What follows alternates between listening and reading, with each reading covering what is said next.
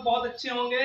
तो देखिए बच्चों, आज एक बार फिर आप सबके साथ जुड़ने का सौभाग्य प्राप्त हुआ है और आशा करता हूं कि आप सब पुराने जोश और जुनून में हमारे चैनल आरएसपी स्टडी पॉइंट पे बिल्कुल तन और मन लगा के जुट गए होंगे। और इसी उम्मीद के साथ आज एक बार फिर से यूपी बोर्ड के अपने प्यारे प्यारे कक्षा 10 के विद्यार्थियों के लिए हम लोग आप सबके समक्ष में पुनः जुड़ गए हैं। किस आशा के साथ? आज आप सबको हम आपका जो हिंदी साहित्य है, सामान्य हिंदी की किताब, उसमें क्या पढ़ाएंगे? तो उसमें गद्य खंड है और काव्य खंड है तथा तीसरा संस्कृत खंड है। तो हम अभी आपका संस्कृत खंड शुरू कर चुके हैं और साथ साथ आज से आप सबके बीच में काव्य का जो खंड है उसको लेके आए हैं, जिसमें आप सबका जो अभी अर्धवार्षिक परीक्षा बिल्कुल सन्निकट आने वाला है, उसी को एकदम ध्यान में रखते हुए आप सबका तुलसीदास जी का सेकंड पार्ट, जो कि सेकंड चैप्टर है तुलसीदास जी का आप सबके काव्य से, उसका हम आप सबके लिए आज यहाँ पे वन पथ पर, उन्होंने दो रचनाएं कक्षा 10 के विद्यार्थियों के किताब में उनकी दो रचनाएं दी गई हैं, जिसमें पहली रचना उनका क्या है, धनुष भंग करके है, और दूसरा रचना है वन पथ पर। तो दूसरी रचना जो है उसमें पेपर में आने का जो चांस है उसका वो बहुत ज्यादा रहता है, उससे कोई ना कोई पैराग्राफ जरूर ही आ जाता है। तो आइए इसी उम्मीद के साथ कि आप लोग बहुत बढ़िया होंगे, आइए अपने इस आज के सीरीज को हम लोग शुरू करते हैं। तो देखिए बच्चों, वन पथ पर अब थोड़ा सा इसका भूमिका बना लेते हैं कि ये शीर्षक हमसे क्या कहना चाहता है। कि जब माता कैकेयी जी के द्वारा दशरथ जी से जो उन्होंने उनको दो वर दिया था, मुंह मांगा आपको हम इनाम देंगे, ऐसा दशरथ जी ने कैकेयी माता से वादा किया था। और माता जी ने क्या किया कि पुत्र मोह में फंस के भरत भैया के राम जी को 14 वर्ष का वनवास क्या कर दिया, दे दिया, जिसमें पहली मांग उनकी ये थी। और दूसरी मांग क्या थी कि पहली बात तो राम जाए वन को और वहां 14 साल रहे, ये उन्होंने अपनी दोनों मांगे रखी। तो बस उसी समय का, राम जी के वन गमन के समय का, अयोध्या से जब उन्होंने प्रस्थान किया था तब का यहाँ पे हम आप सबके सामने सीन लेके आए हैं। और जब माता सीता, जो जनक जी थे, जनकपुर के महाराजा, उनके पिताजी, उनकी राजकुमारी थी, दशरथ जी की पुत्र वधु थी, और स्वयं भगवान विष्णु के अवतार मर्यादा पुरुषोत्तम भगवान श्री राम स्वयं उनकी पत्नी थी, जो कि माता लक्ष्मी का रूप धारण करके धरती पे आई थी। तो माता लक्ष्मी जो कि माता सीता जी हैं, आज जब वो भी अपने पति श्री राम के साथ वन को गमन करती हैं, तो वहीं से तुलसीदास जी ने वन पथ पर नामक शीर्षक जो कि उठाया है और वही आप सबके समक्ष में रखने चल रहा हूं। कि जब माता तुरंत अभी अपने राजघराने से, अपने ससुराल से निकली हैं, और उसी समय जस्ट तुलसीदास जी ने यह रचना लिखा है। तो लिखते क्या है कि पुरते निकसी रघुबीर वधू धरि धीर दय मग में डग द्वय झलकी भरी भाल कनी जल की पुट सूखी गए मधुरा धरवय फिर बूझती है चल नौ अब के तिक पर्ण कुटी करिहो कित है तिय की लखिया तुरता पिय की अखिया जलुचार चली जल चय, अखिया जलुचार चली जल चय।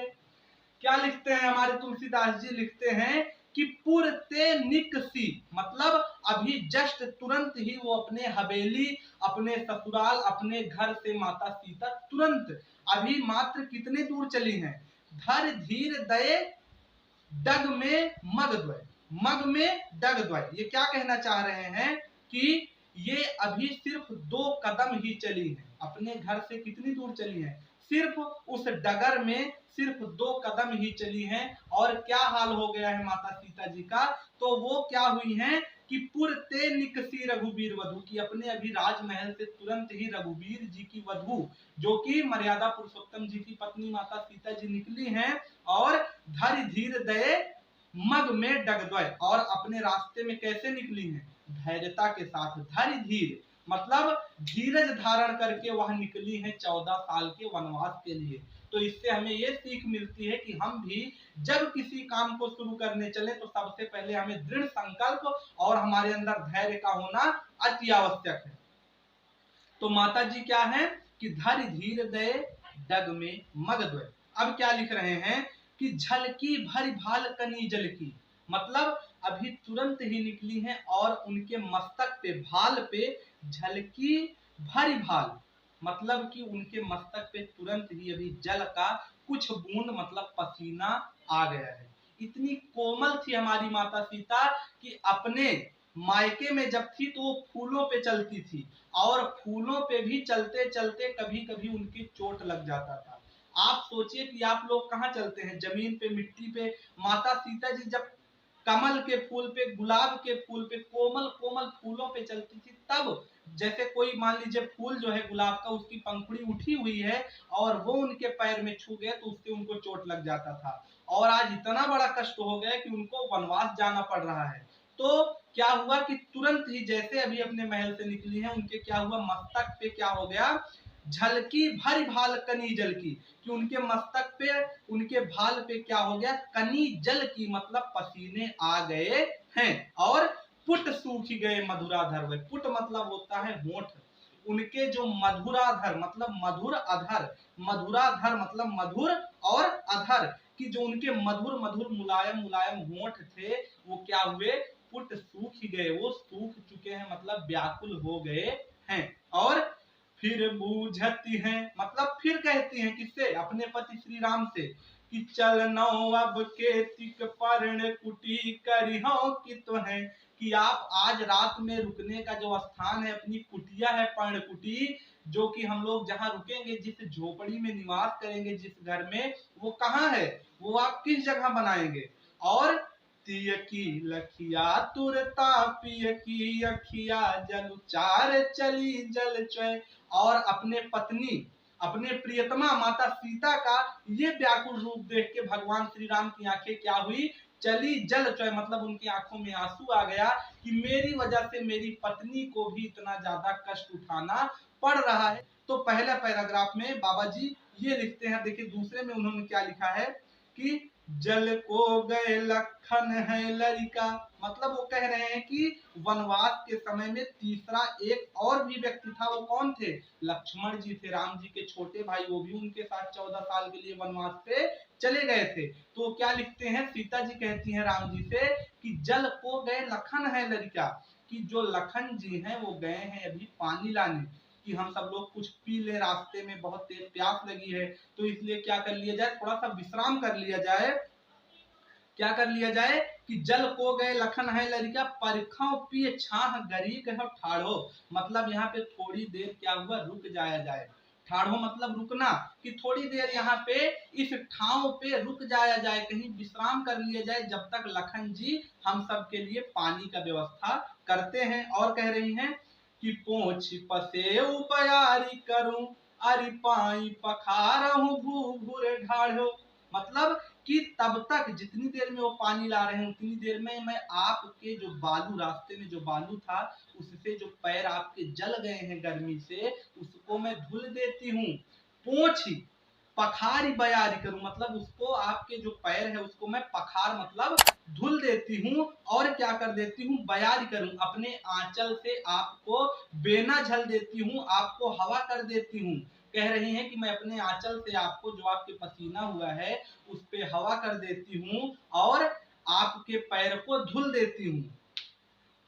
कब तक, जब तक लखन जी पानी लाने गए। कह रहे हैं कि तुलसी प्रिय स्त्रोतम जान के, तुलसीदास जी लिखते हैं कि अपनी पत्नी का स्त्रोतम जान के मतलब उनके दुख को जान के, कौन, भगवान श्री राम, अभी तक माता जी राम जी के बारे में बोल रही थी, अब राम जी के, मतलब कि अब माता जी जो हैं, अभी तक राम जी के बारे में बोल रही थी, अब राम जी माता जी से कहते हैं कि अपनी पत्नी का स्त्रोतम मतलब होता है कि दुख को जान के, तुलसी रघुवीर प्रियास्त्रम जान के बैठ विलंब लो कंटक काढ़े।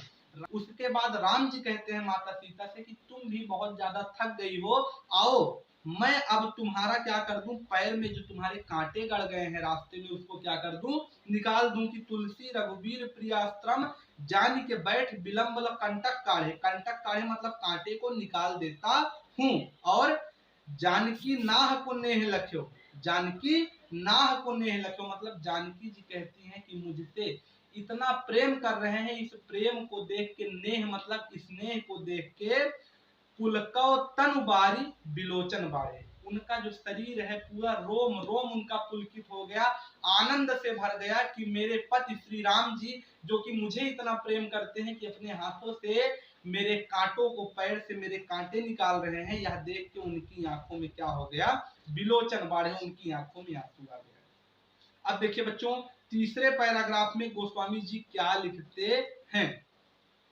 तो तीसरे पैराग्राफ में थोड़ी सी कहानी चेंज हो गई है। अब थोड़ा सा दोनों लोग क्या हुआ, तीनों लोग जो थे वन पे जा रहे थे, वो थोड़ा सा आगे चले गए हैं वन पे, धीरे धीरे चलते चले जा रहे हैं। तो वहां क्या हुआ, इन सब का मुलाकात हुआ किससे, कुछ गांव की औरतें थी।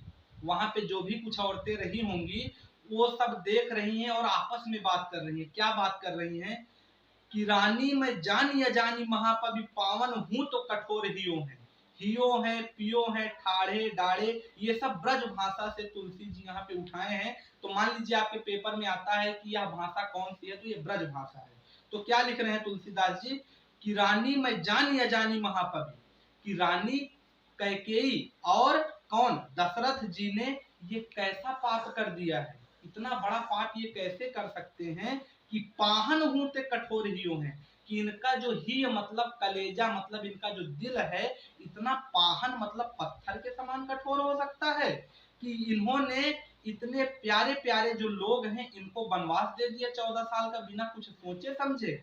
औरतें यही बात कर रही हैं कि रानी मैं जानी अजानी महापद, कि मैं तो बड़ी परेशान हूं यह सोच कर कि ऐसी कैसी रानी, ऐसी कैसी माँ हो सकती है जो अपने एक पुत्र के मोह में दूसरे पुत्र को क्या कर दे, वनवास दे दे। और कैसे, इतनी पत्थर दिल माँ, पाहन ही तो कठोर ही है, मतलब पाहन मतलब पत्थर के समान उनका हृदय हो गया है। और उन्होंने क्या किया, राजा काज अकाज न जाने, और राजा ने भी अपना कार्य पूरी तरह से नहीं निभाया।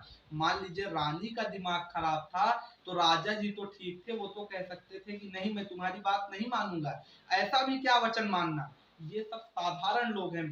भगवान श्री राम जी तो असल में जा रहे थे वहां पर राक्षसों का संहार करने, लेकिन जो दुनिया देख रही है और औरतें आपस में बात कर रही हैं, वो यहाँ पे तुलसीदास जी ने लोक लज्जा मर्यादा में रहते हुए ये कुछ पंक्तियां लिखी हैं कि वो औरतें आपस में बात कर रही हैं कि कैसी माँ हो गई है ये, कि जो अपने ही बच्चों को 14 साल का वनवास दे दी है। और राजा ने भी अपना काज पूरी तरह से नहीं समझा कि उसको क्या करना चाहिए।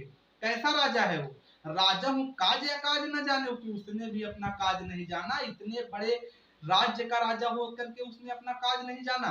कहो तीय को जिन कान कियो है, तीय मतलब होता है पत्नी। स्त्री के प्रेम में, मतलब कैकेयी के प्रेम में दशरथ जी भी भूल गए कि मैं यह कैसा काम कर रहा हूँ। एक बार उन्होंने कह दिया कि इनको वनवास जाना है तो वो भी भेज दिए। कैसे पिता है, कैसे राजा है, वो अपना धर्म पूरी तरह से आज निभाने में असफल हो गए। और ऐसी मनोहर मूर्ति पे, ऐसी मनोहर मूर्ति बिछुड़े कैसे प्रीतम लोग जियो हैं, कि यदि इतने मनोहर मूर्त मतलब भगवान श्री राम जी के जैसे जो मूर्ति वाले लोग हैं, इतने सुंदर सुंदर लोग से बिछुड़ के इनके प्रियतम इनसे जो प्यार करते हैं वो लोग कैसे जिएंगे, कि इनको जब वनवास दे दिए तो वो लोग जी कैसे पाएंगे। ऐसी मनोहर मूर्ति बिछुड़े कैसे प्रीतम लोग जियो हैं, और आखिन में सखी रखबे जोग इन्हें किमिकै वनवास दियो, कि जिनको आंखों पे बिठा के रखना चाहिए, जिनको पलकों पे बिठा के रखना चाहिए, उनको ये लोग वनवास दे दिए हैं। आज ये सब बिल्कुल अपना धर्म निभाने में क्या हो गए, बिल्कुल ये मान के चलिए कि इन्होंने अपने धर्म का पालन नहीं कर पाए। तो तीसरे पैराग्राफ में कुछ इस प्रकार से तुलसीदास जी ने औरतों के बीच में वार्तालाप जो है गांव की स्त्रियों के बीच में, उसको लिखा है। अब देखिए बच्चों, अगला जो चौथा पैराग्राफ है उसमें क्या लिखते हैं। अब जो औरतें हैं वो सीता जी से पूछती हैं कि ये जो आपके साथ हैं ये आपके कौन हैं, जो आपको इतना बढ़िया मुड़ मुड़ के देख रहे हैं ये आपके क्या लगते हैं। तो थोड़ा सा रिलेशन जानने की कोशिश कर रही हैं सीता जी और राम जी के बीच में, जो वहां पे स्त्रियां उस समय मौजूद थी। तो पूछ रही हैं कि शीश जटा उर बाहु विशाल विलोचन लाल तिरछी सी भौहें, तूने सरासन बान धरे तुलसी बन मार्ग में सुठी सौहें। क्या कह रही हैं कि शीर्ष जटा, जिनके सिर पर जटा है, और बाहु विशाल, उर बाहु विशाल, जिनके शीर्ष पे जटा है, जिनका हृदय जो है, उर उनका हृदय, और बाहु मतलब हाथ, ये दोनों विशाल हैं, और विलोचन लाल, उनकी आंखें कैसी हैं, लाल हैं, तिरछी सी भौं। क्या कह रही हैं, बहुत ध्यान से समझिएगा। ये जो स्त्रियां हैं ये कहना क्या चाहती हैं कि शीर्ष जटा, उनके सिर पे जटा है, उर बाहु विशाल, मतलब उनका जो उर मतलब हृदय और हाथ जो है वह बहुत विशाल है, बहुत बलशाली, बहुत मजबूत दिख रहा है, और विलोचन लाल, जो मुड़ मुड़ के देख रहे हैं, कैसे, तिरछी सी भौहें, तिरछी नजर करके बार बार माता सीता को देख रहे हैं। तूने सरासन बाण धरे, और अपना जो तून सरासन मतलब जो अपना उनके साथ क्या था, जिसमें वो अपना धनुष बाण रखे हैं, तरकस जो है उनका तून मतलब होता है तरकस, तो जिस तरकस में वो अपना बाण और धनुष दोनों रखे हैं उसको लेके चल रहे हैं। तुलसी बन मार्ग में सुठी सौहे, ये कौन है आपके, ऐसा तुलसीदास जी लिखते हैं कि वो औरतें माता सीता से पूछ रही हैं कि जिनके अंदर ये कलाएं मुझे दिख रही हैं, कि जिनके सिर पे जटा है, जिनका हृदय और हाथ बड़ा विशाल लग रहा है, जो तिरछी आंखें कर करके बार बार आपको देख रहे हैं, और जिन्होंने पूरा तरकस ही अपने कंधे पे रख लिया है, जिसमें धनुष और बाण दोनों विराजमान है, ये पुरुष का आपसे क्या संबंध है, ये आपके क्या लगते हैं। सादर बारी बार सुभाय चितय, तुम त्यों हमरो मन मोहे, और कह रहे हैं कि बार बार तो ये आपको चितय मतलब देख रहे हैं, कि ये बार बार आपको ही चितय रहे हैं मतलब देख रहे हैं, पर आपको देख देख के हमारा मन बिल्कुल मोह ले रहे हैं। इनके अंदर इतनी बेहतरीन क्वालिटी है, ये कहिए कितने अच्छे लग रहे हैं कि देख तो ये आपको तिरछी नजरों से रहे हैं, लेकिन मन हमारा मोहित कर ले रहे हैं, बिल्कुल मन मोहित कर ले रहे हैं। तो पूछत ग्राम वधू सिय से, कहो सांवर से सखीरावर कोहे, कह रही है कि जो सांवले सांवले दिख रहे हैं, सांवर सांवर, ये आपके कौन हैं। सीता माता से पूछ रही है कि आपके क्या लगते हैं जो ये सांवले सांवले आपके साथ चल रहे हैं। तो सीता माता समझ जाती है कि कुछ तो कलेकारी हो रही है यहाँ पे। अब देखिए सीता माता जवाब कैसे देती है। तो सीता माता भी कह रही है, क्या कह रही है उन ग्राम वधुओं से कि सुनि सुंदर बहन सुधारस साने, सयानी है जाने की जानी भली, तिरछे कर दे नयन सैन, तिन्हें समुझाई कछु मुस्काई चली। तुलसी तेहि अवसर सोह सभय, अवलोकत लोचन लाहुअली, अनुराग तड़ाग में भानुदय बिकसी, जो मंजुल कंज कली। कितना अच्छा उत्तर दे रहे हैं सीता माता उन ग्राम वधुओं से, जो पूछ रही है कि आपके सांवले सांवले जो जा रहे हैं ये आपके क्या लगते हैं। तो माता सीता कह रही हैं कि सुन सुंदर बहन, उनके द्वारा सुंदर सुंदर वचनों को सुन के, सुन सुंदर बहन, कि उनके द्वारा सुंदर सुंदर वचनों को सुन के, सुधारस साने, बिल्कुल अमृत सुधा के रस से युक्त थे वो वचन। सीता माता को इतने सुंदर लगे कि आपके साथ जो आपको बार बार मुड़ मुड़ के देख रहे हैं, जिनके पास इतनी कलाएं हैं, भाई कोई भी पत्नी होगी यदि वो अपने पति की बड़ाई सुनेगी तो उसे अच्छा लगेगा, ये स्वाभाविक बात है। तो वही माता सीता को ये इतना अच्छा लगा, बिल्कुल अमृत युक्त, सुधारस साने मतलब अमृत युक्त बातें सुन के ग्राम वधुओं का, सयानी है जानकी जानी भली, माता जो जानकी हैं उन्होंने भी बिल्कुल सयानी मतलब चतुरता पूर्वक उनको जवाब दे दिया। और कैसे जवाब दिया, तिरछे कर दे नयन सैन तिन्हे, कि उन्होंने अपनी नजर को बिल्कुल क्या कर दिया, तिरछा करके देख लिया। क्या किया, तिरछा करके। और आप तिरछा किसको करके देखते हैं, आप समझ रहे हैं ना मैं कहाँ पहुंच रहा हूँ, मैं वही पहुंच रहा हूँ जहां आप सोच रहे हैं। तो माता सीता ने भी अपने नयन को तिरछा करके भगवान राम को देखा, और देख के उनको ग्राम वधुओं की तरफ इशारा किया। क्या इशारा किया, इशारा किया कुछ मुस्का के। पहली बात तो उन्होंने अपनी नजरों को तिरछा किया, उस पे भी मुस्कुरा दी। अब इसका अर्थ क्या होगा कि उनसे और हमारा क्या है, हाँ बस। तो अब देखिए तुलसीदास जी क्या लिख रहे हैं कि तुलसी तेहि अवसर सोह सब है। तुलसीदास जी लिखते हैं कि उस अवसर पर जब माता सीता ने ऐसा बिल्कुल अपना मुखार बिंदु बनाया और अपना जो भगवान श्री राम जी थे उनसे अपना जो रिश्ता था, अपना संबंध जब उन्होंने इस प्रकार से इशारों इशारों में बताया तो क्या हुआ, तुलसीदास जी लिखते हैं, ते ही अवसर सौह सभय अवलोकत लोचन लाल बली, कि बिल्कुल जो औरतें थी वो उन्होंने क्या किया, तो उनका जो आंख था, मतलब उनकी जो आंखें थी वो बिल्कुल कैसे हो गई, भौरे के समान। भौरे बड़ा बड़ा होता है और आंखें कैसी होती है, भौरे के समान होती है। तो बिल्कुल उनकी आंखें भौरे के समान खिल गई। और क्या हुआ, और उस समय बिल्कुल ऐसा लग रहा था कि जैसे अनुराग तड़ाग में भानुदय, मतलब कि प्रेम रूपी सागर में कमल रूपी पुष्प खिल गया हो। इतना सुंदर वह दृश्य देखने में लग रहा था कि जिस प्रकार से प्रेम रूपी सागर में कमल रूपी जो पुष्प, जो कि कमल का फूल, एक तो फूल उस पे भी कमल का, यहाँ पे बिल्कुल क्या हुआ, उपमा दी जा रही है उस सजीव चित्रण की, जो कि तुलसीदास जी ने लिख के सबके समक्ष क्या चित्रित किया है। तो उसका सजीव वर्णन है कि अनुराग तड़ाग में भानुदय विकसी मन मंजुल कंज कही, कि प्रेम रूपी सागर में कमल रूपी पुष्प वहां पे खिल गया और जितने भी लोग थे सब में क्या हुआ, मंजुल कंज खिली, मतलब सभी लोग बिल्कुल प्रसन्नता पूर्वक एक दूसरे को देखने लगे। ठीक है, तो देखिए बच्चों, यहाँ तक जो हमारा वन पथ पर है ये कवितावली से, जो कि रामायण में हमारे 7 कांड है उसमें अयोध्या कांड में ये लिखित है और आज भी है। तो तुलसीदास जी ने ये रचना लिखा है वन पथ पर, और हमने आपको बिल्कुल बहुत अच्छे से समझाने की कोशिश किया है। आशा करता हूं कि आपको समझ में भी आया होगा। यदि कोई दिक्कत है तो हमको कमेंट में पूछें। बाकी आपसे ऐसे ही अगले वीडियो में मिलते रहेंगे। अपने चैनल को सब्सक्राइब करिए, सपोर्ट करिए, और यदि कोई दिक्कत हो तो हमको बताइए। तो चलिए बच्चों, मिलेंगे नेक्स्ट वीडियो में, तब तक के लिए ओके बाय।